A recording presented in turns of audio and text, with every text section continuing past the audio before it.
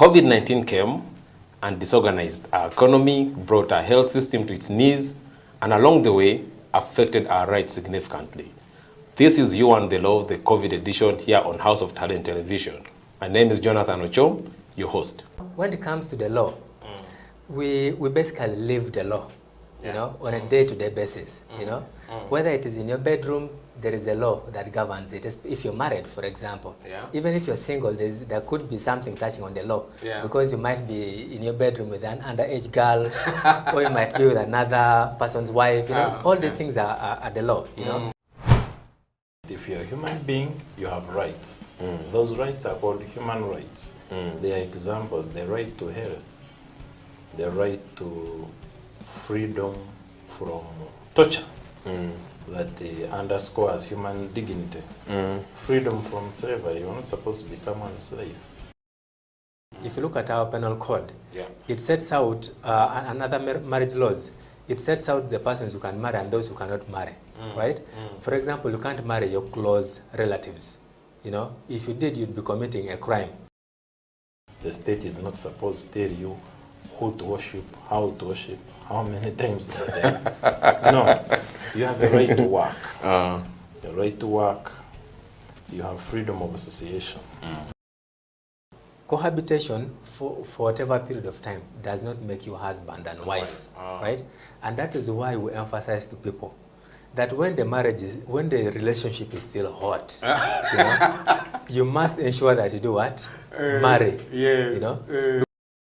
For human rights to be respected, protected, and fulfilled, relevant government programs must actually work. Medicine should reach hospitals, oxygen should be there, health workers should have gloves, teachers should be present. Now they are mostly absent, and they have left the profession, a good number of them. They are into trading. So things must work. If things don't work, human rights are not respected, are not protected, and are not fulfilled. COVID-19 has tested our hope and faith as individuals, families, and the country at large. Besides destroying many aspects of our lives, the novel coronavirus has also affected our human rights in many ways. You and the Law, the COVID edition, is a 30-minute weekly television program that focuses on the impact of COVID-19 on human rights in Uganda. The program engages experts to explain the importance of rights-based approaches to the success of any public health response to ensure the respect, protection, and fulfillment of human rights amidst the challenges presented by COVID-19. You and the Law, the television program, brought to you by Legal Hub Uganda, taking the law to the last mile in proud association with I4C Africa Hub and House of Talent Television, coming soon.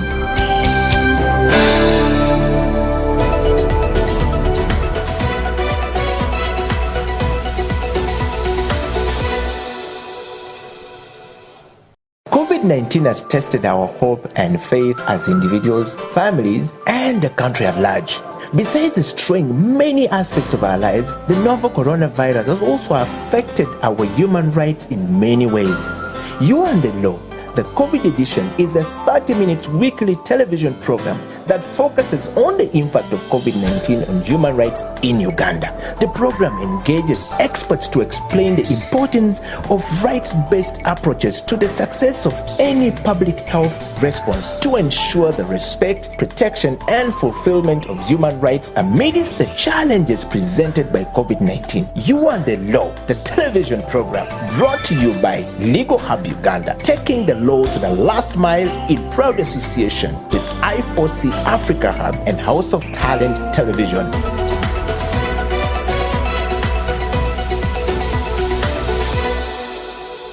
Also, in terms of access to justice, it was much later on that lawyers were considered essential workers. So with all the swag that lawyers have, with all of it, at a certain point, border riders were more important than... Yes, yes. So where there were violations, people were not able to access the services of a lawyer for advice, or even if you want to take on the matter through litigation, it was hard, because then how do you give instructions to your lawyer if your lawyer is unable to move?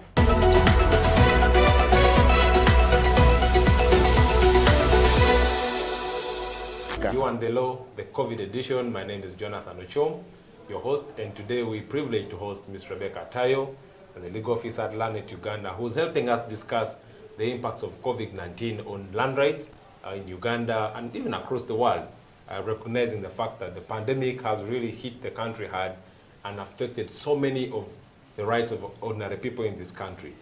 So, Rebecca, we're talking about land rights now and how it's been affected by COVID-19. And you know that for us to have this conversation, then we need to position it from the angle of the obligation that exist on human rights and maybe specifically land rights in this context. So I thought we could start the conversation by highlighting what are the things that the state, the government of Uganda should do to protect land rights, and more so in difficult times like this.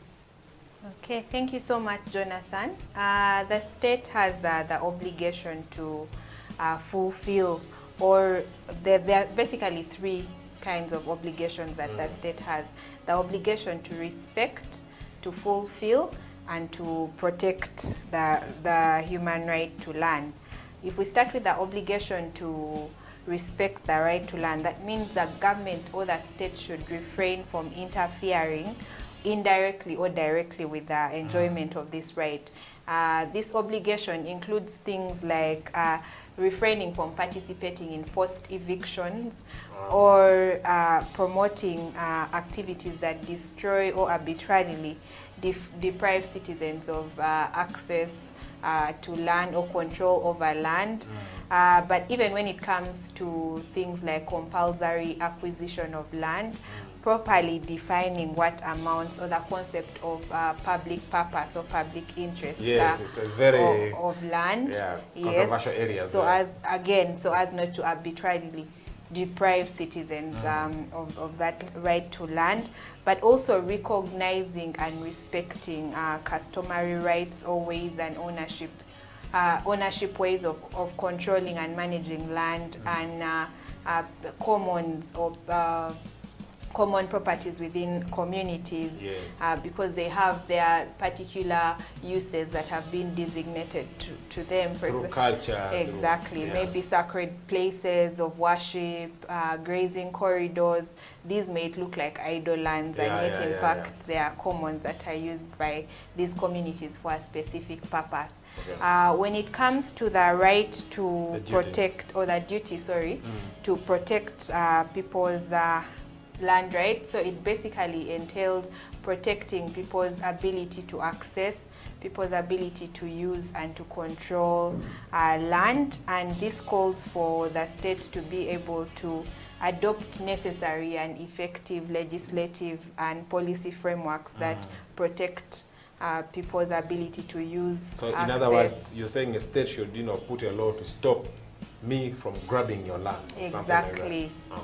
Or a law that facilitates you to use your land without unnecessary interferences from outside, but also restraining third parties who want to infringe on your rights to land or participate in forced evictions.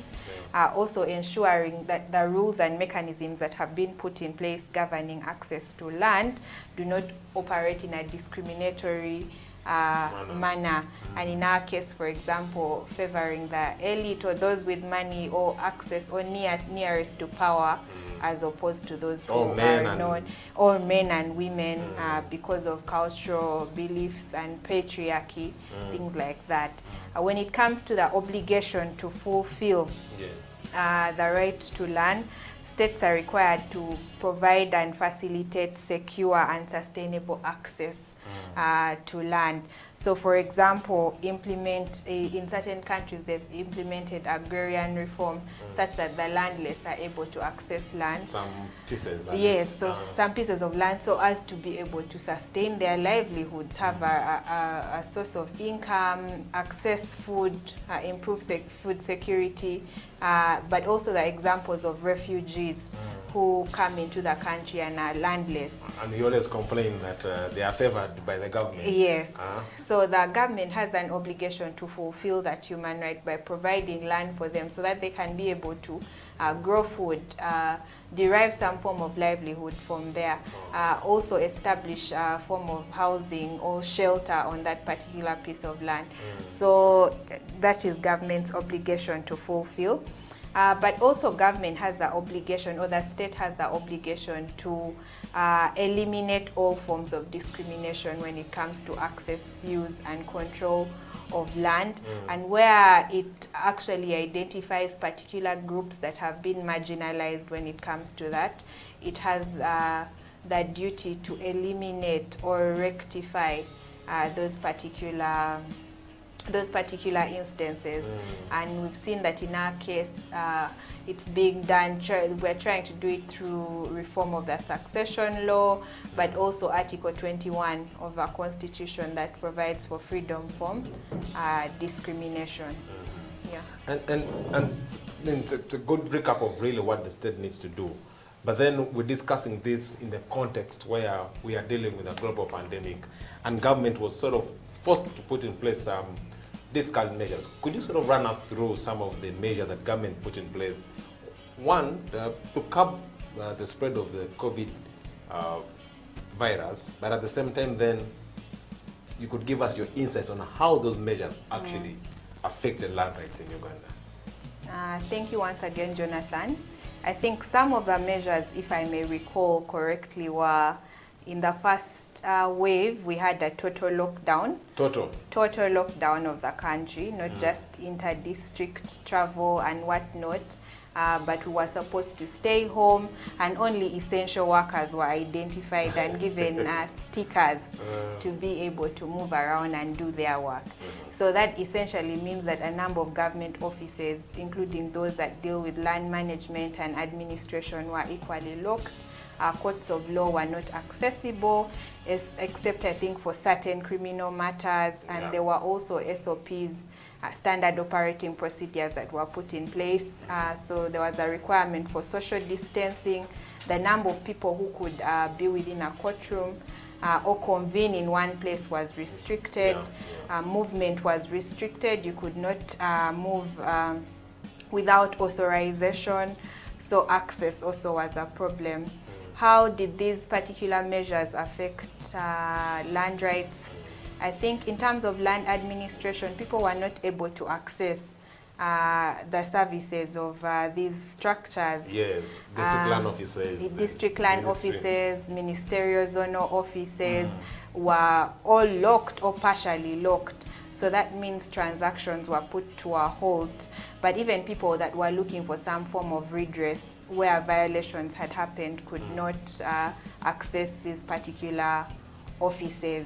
Then in terms of security of tenure, we saw an increase in wanton evictions. Every other day in the news we saw story of people had been evicted from land, and these were mainly illegal evictions because some of them they were not backed by a court order. Or where they were backed by a court order, the Chief Justice's directives were not followed to the latter. So they were legal in a sense. Then we also saw that women were disproportionately affected when it still came to security of tenure, because the numbers indicate that more men died as compared to women. And stressing back to patriarchy and culture, women tend to derive their security of tenure on land through a male figure in their family. So that could be a father, that could be a brother, that could be a husband.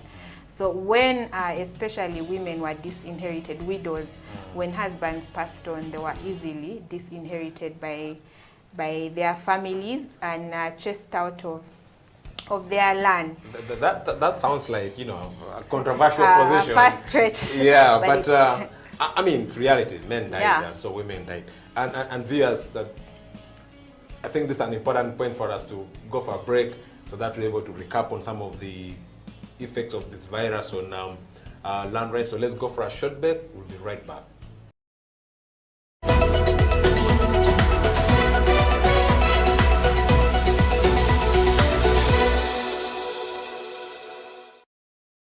COVID-19 came and disorganized our economy, brought our health system to its knees, and along the way, affected our rights significantly.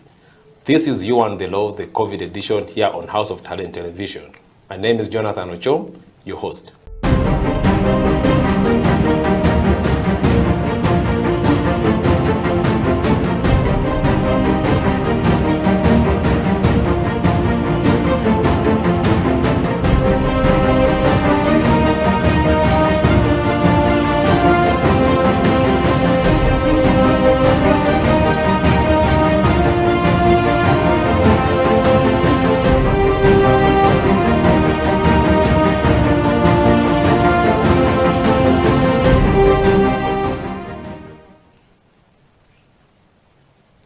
Welcome back. This is You and the Law, the COVID edition, and today we're joined by Ms. Rebecca Atayo from Lanet, Uganda, to discuss the implications of COVID-19 on land rights in the country.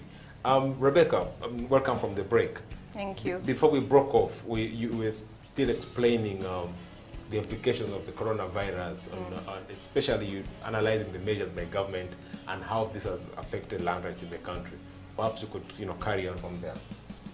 Thank you, Jonathan. I think in addition to what we mentioned earlier, people's livelihoods were affected. A number of Ugandans depend on agriculture as a source of livelihood and a source of income. So because they were unable during that period, because of movement was restricted, so they were not able to access markets. Markets were closed. I think even weekly and seasonal markets in districts were all shut down. So they were not able to sell their produce. So even prices, during that period, we saw that prices of food products or food commodities really dunked and was really low. And matoke was being sold at 5,000, I think, for a cluster. A tray of eggs was, I think, it was at its lowest. But also in terms of inputs, it was hard for farmers to access inputs, agricultural inputs, because these were equally closed. So they could not access pesticides, hose and whatnot, even though they were eventually opened up as a form of essential services. There were still movement issues made it hard for them to access this particular service. Then in terms of encroachment of land, so many complaints were coming in that people's land had been encroached on, especially where you have absentee landlords, I would say. You live quite a distance from your piece of land. We had people who are encroaching on your land, extending boundaries, and because you don't have the ability to physically access, go and move over. Yes, your piece of land, you come and find that the damage has already been done. Neighbors already erected a perimeter wall, or something like that. Also, in terms of access to justice, it was much later on that lawyers were considered essential workers. So with all the swag that lawyers have, with all of it, at a certain point, border riders were more important than Yes.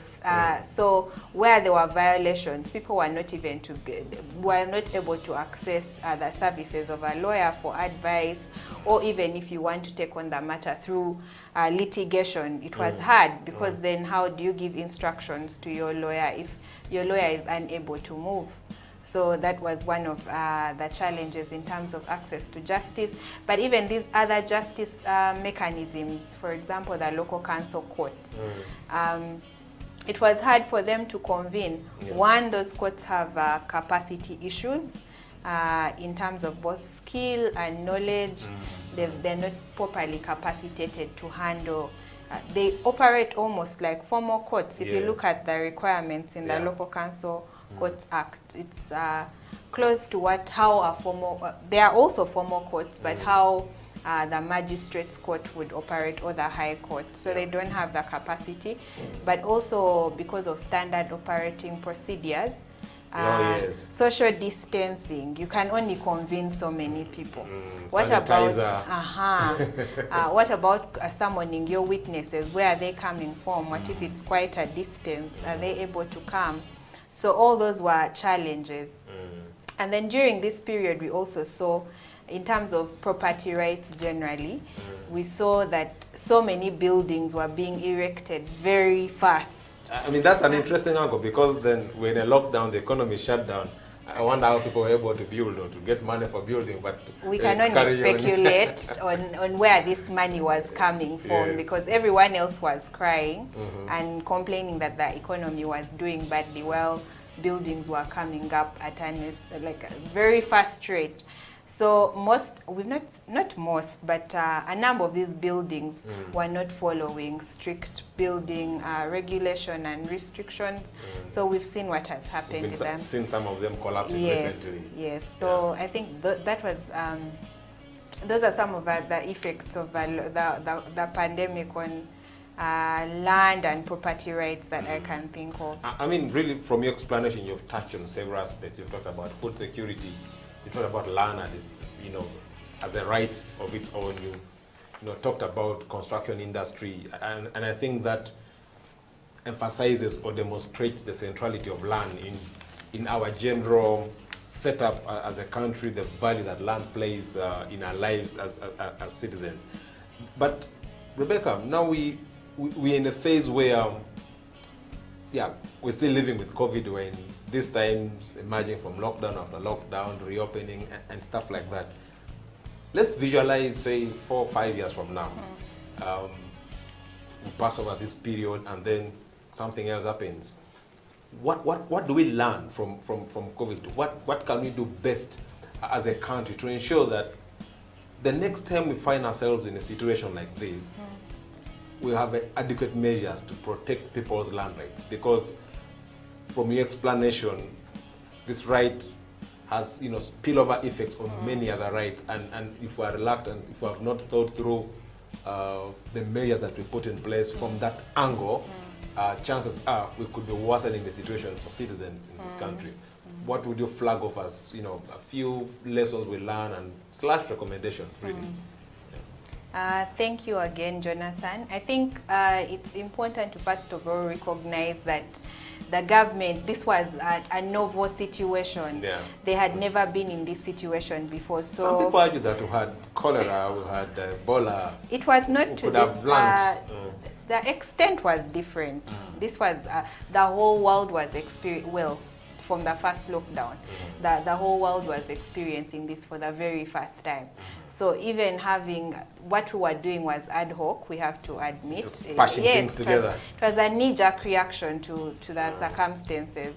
And I like to believe that government did the best it could given the circumstances. Rebecca, we could argue that, the virus started in Wuhan, I think that was December 2019. We had enough time to think through. The first case in Uganda was reported. So the knee-jerk reaction for me, that argument doesn't fly, because I think what a good time as a country to prepare. You could argue that for the second lockdown. For the first lockdown, no one ever imagined in 2019 December that the virus affecting Wuhan in China would eventually be here one day. Deep down in we thought that it would be contained. At some point, we would not have to grapple with the same challenges that Wuhan was grappling with, but lo and behold, it got us here. So what lessons or recommendations can we learn? And hopefully we don't have to go through this again, but what could we learn? Well, I think it's important that government, first of all, when it's dealing with issues to do with land and land rights, it's important to center people's needs, people's livelihoods, people's aspirations when it comes to land. Let's not view land just as a commodity or a factor of production that could facilitate us to have economic development or move to middle income status. Yeah. But it should really center people's livelihood in this conversation. Secondly, it's important that when some of these decisions are being made, participation. What stakeholders are you calling to the table from whatever different sectors to consult and see how do these decisions that we are proposing to make affect your sector and how better or how can we better them so that the impact is lessened. So suggesting people should be told we're going to lock down the country. What do you think of it? I don't think you can call the whole country and consult them on particular matters, but they are representatives of the people. You have the legislature, but you also have technical staff within these ministries. Local government. Yes, local government that are able to sit down and assess the impact of particular decisions on a sector.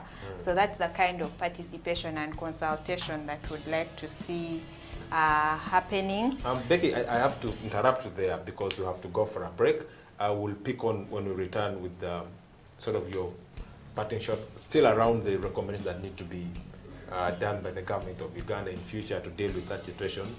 Viewers, you're watching You and the Law, the COVID edition. My name is Jonathan Ochom. Let's go for a short break and we'll be right back.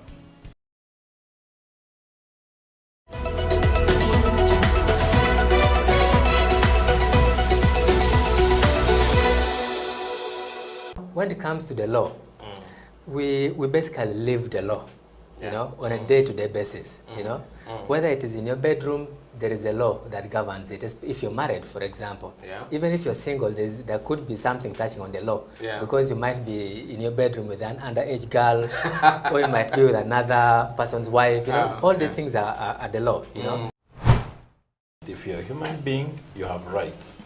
Those rights are called human rights. They are examples: the right to health, the right to freedom from torture, that underscores human dignity, freedom from slavery. You're not supposed to be someone's slave. If you look at our penal code, it sets out another marriage laws. It sets out the persons who can marry and those who cannot marry, right? For example, you can't marry your close relatives. If you did, you'd be committing a crime.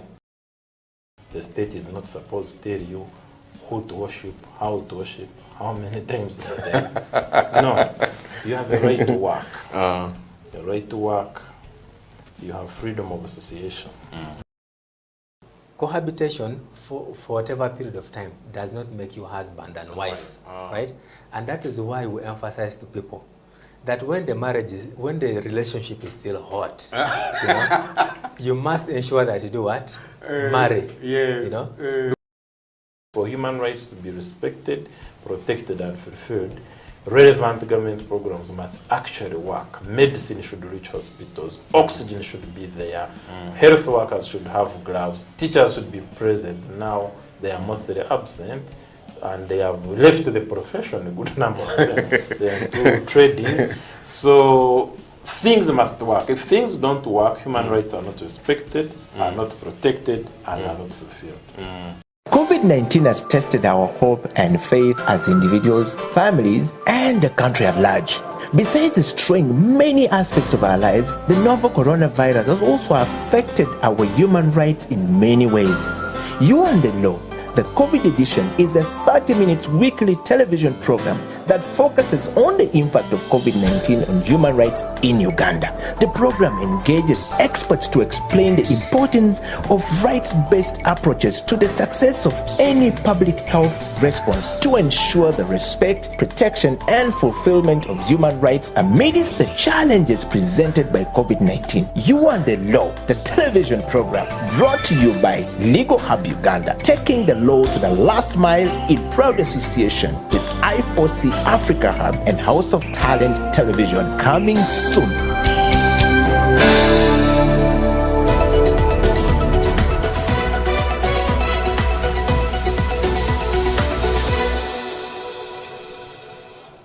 Welcome back. This is House of Talent Television. You're watching You and the Law, the COVID edition, proudly brought to you by Legal Hub Uganda in partnership with I4C Africa Hub. Today we're discussing the implications of COVID-19 on land rights, and in studio we have Ms. Rebecca Atayo from Land Rights Uganda to help us unpack this. Rebecca, before we went for a break, you were emphasizing the need for participation as a key lesson that should inform future interventions if we find ourselves in such a difficult time.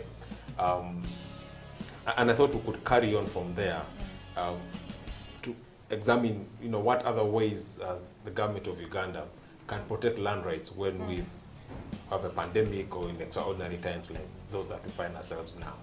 Okay, thank you so much, Jonathan. I think another way is ensuring that there's accountability, especially where violations have happened. That's a... Okay. People want to know that in case someone violates my rights, the state, taking on its duty to protect this right seriously, will bring to book whoever has violated. So if somebody has grabbed my land and... yes. In a lockdown especially. Yes, we're not seeing a number of these people who have especially been engaging in evictions being brought to book. So it appears as if the state is condoning such acts.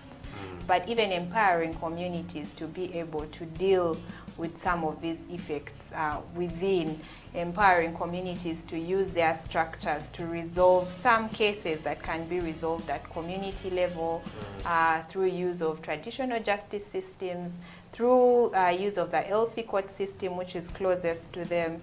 So things such as those. And finally, transparency. Yes. Yeah, conducting whatever measures are being done, they should be done in a transparent manner. By that, you may want to throw in a certain light. What exactly are we dealing with, especially from our angle of what would transparency look like from a context of land rights protection amidst a pandemic like COVID-19? I think it's important that people know how exactly, for example, you see when people were confused as to how you can get help in this situation, during a lockdown, who do I turn to? So even though they had stipulated that, say, the ministerial zonal offices and the courts were operating mainly for criminal cases, but then who do I turn to? It was not very clear who actors could turn to in case of violations. But also in terms of particular interventions, it was not still transparent. I don't know how to put it, but transparency needed to be, it needed to be clearly... A bit of information flow. Exactly. Yeah. Information was not readily available for people. In other circles, people have been urging that the future lies in technology. People are saying that, you know, we need to, I think, as part of, you know, the COVID response, even the courts attempted to do a bit of, you know, digital services, and even I know that the Minister of Lands has been working around getting their things digital. How do you look at the role of technology in helping us protect land rights in this situation? What could have been done? What role could technology have played in dealing with the effects of COVID-19 on our land rights? I think technology is definitely the future. I would agree, because we are moving in that direction.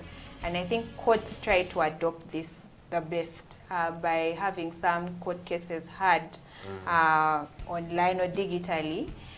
The problem with technology is that it leaves certain groups of a community behind. So it may be discriminatory in a sense, because not everyone is up to speed with the technology or even has access to tools that would enable them partake of this technology. So whereas would encourage us to move in that direction, perhaps we should adopt like a two-pronged approach, where we use technology where it's convenient to use technology, maybe in urban settings, but for rural settings it may be much harder to implement this. But as a land rights organization down in Uganda, and like you highlighted from the start, you do a lot of advocacy. Is this an area that requires, you know, more advocacy on, and if so, what exactly would you be proposing to the government in that regard? The area of use of technology? Yes, for land especially. Yeah. I think we would start with use simple technology. Start by using something that can easily be understood by a layman. So, for example, use technology to convey messages or important messages around land rights to the community, instead of probably having the message conveyed through a poster or something like that. How about you have some form of let's say talking material, talking book that can talk about this. But also we like the fact that technology is being used for in land administration issues to do with demarcation and mapping. The only issue lies in regulation of the use of this technology. So we support the use of technology and technological advancement. It makes our work a lot easier. It's more efficiently done. But there needs to be, we need to remember to regulate, at the same time include everyone. Okay. You're passionate about women's land rights as an organization. And I'm wondering, earlier on in your presentation, you talked about death as a result of COVID-19 and how it has created sort of a new cluster of widows in the country, people who have died because of COVID-19.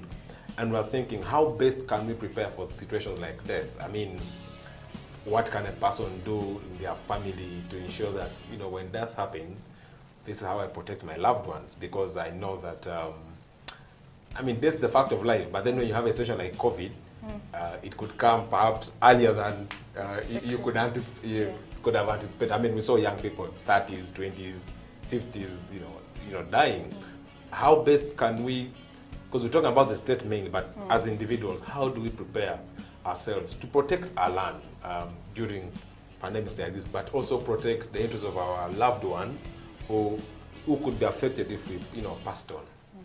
I think the best way to do this is through writing of wills, because then you dictate in what way, in which your estate will be distributed, who gets what, when, and how. So the best way to protect your family would be write a will. Write a will and follow the proper procedure. You may want to explain that further, you know, writing a will? Writing a will basically... What does it take in practical sense? There are requirements under the Succession Act that you must follow. It must be attested to. That means you must have at least 2 witnesses. Who are these? Anyone? A lawyer? A no, friend, it doesn't have to be a lawyer. Anyone can be a witness to your will. Preferably someone that's not going to benefit from the will, because then it becomes hard to prove this will once you've passed, because they have an interest. So it must be attested to, it must be written, note down and reduce whatever it is that you want to do on pen, on paper. Then it must be dated. You must clearly identify yourself, who you are, where you're from. You must sign this will. So those are some of the stringent requirements that are required. And preferably keep it in a safe place where family members are not able to access. So within your house, or you could give it to a friend. Within your household. It could cause more chaos. I know some people have been giving this to those who have lawyers, you know, give it to their personal lawyers, others, you know, to a priest.